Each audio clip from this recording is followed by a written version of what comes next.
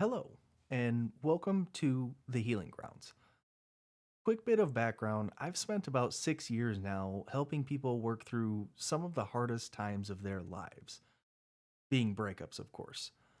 And I'm noticing a lack of content on YouTube that I would have wanted to watch, or maybe rather, that ended up best helping me during the worst breakup I have ever had. And I want to be that change for you. So let's dig into it. You want closure. But I want to pull back from that for just a second because I get it. I really do. For the longest time, I said the exact same thing after every single breakup. And here's what closure probably looks like to you in your head. You sit down with your ex and you look them in the eye, and they give you the real reason, the full breakdown of why they ended the relationship. And somewhere in your brain, there's this idea that if they just said the right thing or explain it in just the right way, something in you will finally relax and that chapter closes and you each can move on. But I want you to sit with that idea for a second because it sounds reasonable, right? It sounds like a completely normal thing to want. But let me tell you what actually happens. Let's say you get that conversation. Let's say your ex sits down with you and says, I fell out of love. I stopped feeling the spark. I didn't see a future together. Or maybe it was something more tangible. Maybe it's more directly in your control. You let yourself go. I felt smothered. Whatever version of that fits your situation, they give you their real reason. Now what? Here's what I've seen play out over and over again. That conversation, it doesn't end with a hug and a smile and a handshake, and the both of you walk away feeling at peace now that the relationship is over. That conversation almost always ends with, okay, but why did you fall out of love? What does that even mean? Was it something I did? I can fix it. Can I fix it? What if I change? What if I get back in shape? What if I give you more space? Please just give me another chance to fix it. Closure from your ex doesn't actually close anything. It only opens new doors, and some of those doors might not you might not be ready to walk through. And here's another thing, and this part might be hard to hear, but your ex might not even know why. And I don't mean that as a way to excuse them or let them off the hook. You're hurt, be hurt. That's valid. But I mean they genuinely might not know. People tend to feel their way out of relationships long before they think their way out of relationships. Your ex was probably emotionally checked out for weeks or maybe even months before they ever sat down and pulled the band aid off.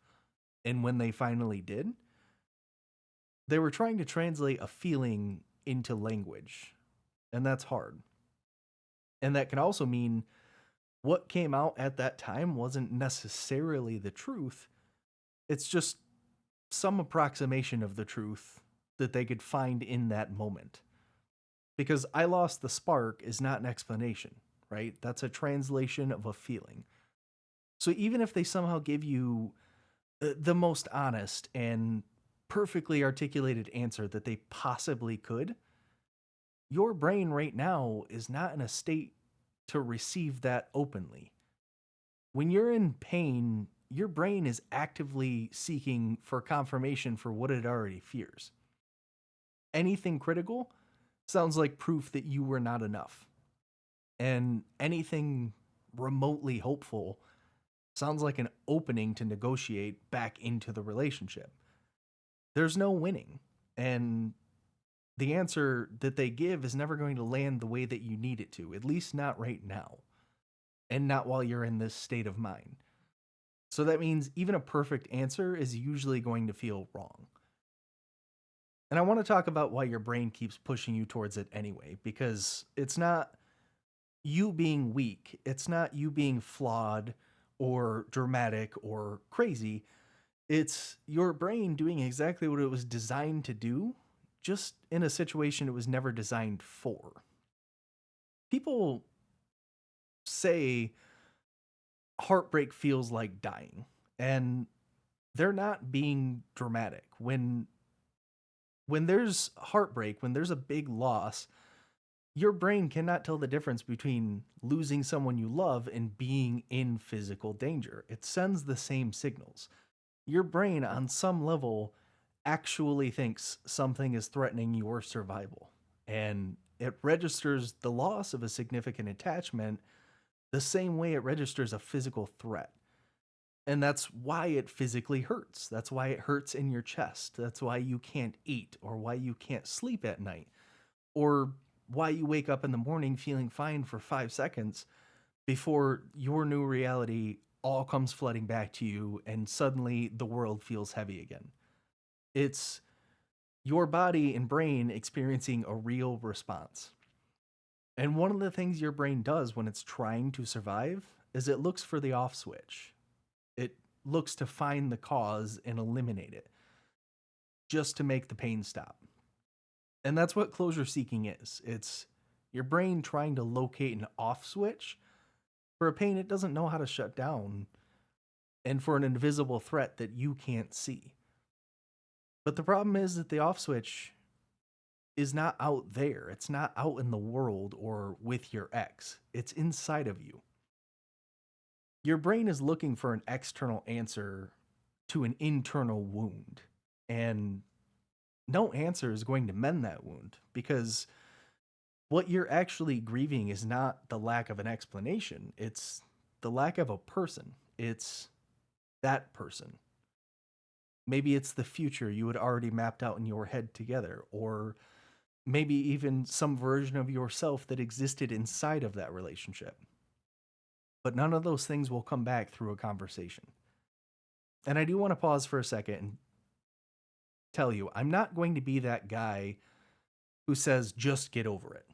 You're going through a real loss. Grief is appropriate right now, arguably even necessary. And your brain is reorganizing itself around this absence. And that takes time. And healing isn't linear. You're going to have days where you feel fine.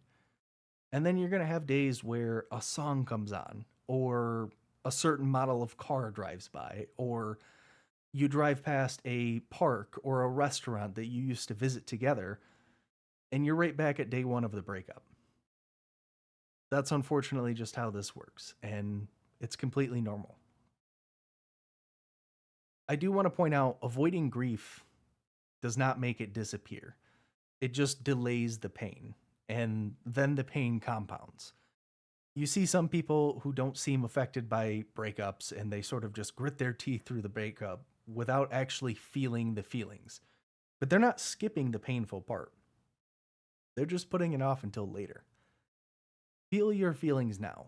Let them come, let them move through you, and let them go away on their own. Don't try to outrun them. Don't try to suppress them. I'm not asking you to reconsider the grieving. It's sitting in the waiting room. That's what I want you to reconsider because somewhere in your head, you've decided that you are on hold, that you can't start healing until your ex gives you the right answer, or the process of healing and moving on can't begin until they give you permission to begin. That's the part I want you to let go of because you're not on hold.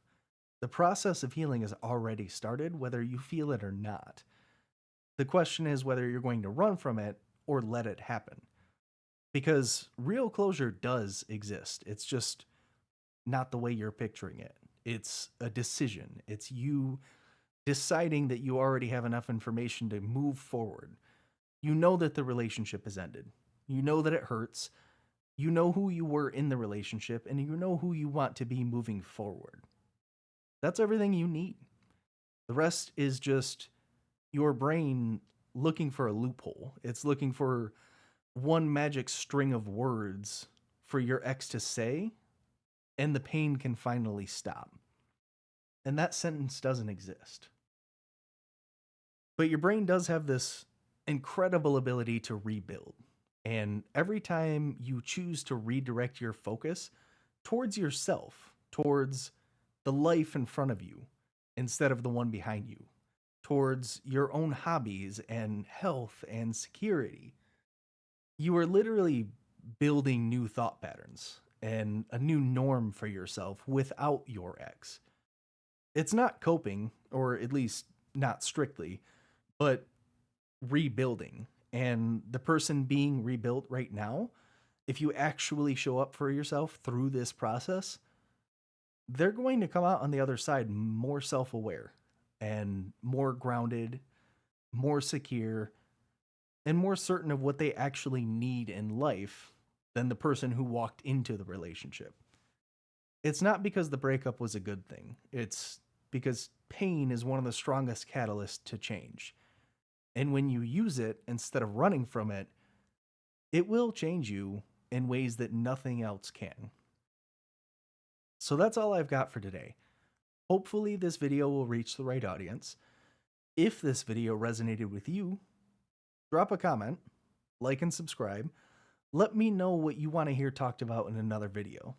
There will hopefully be a lot more coming. And remember, you were whole before them. You're still in there. Until next time.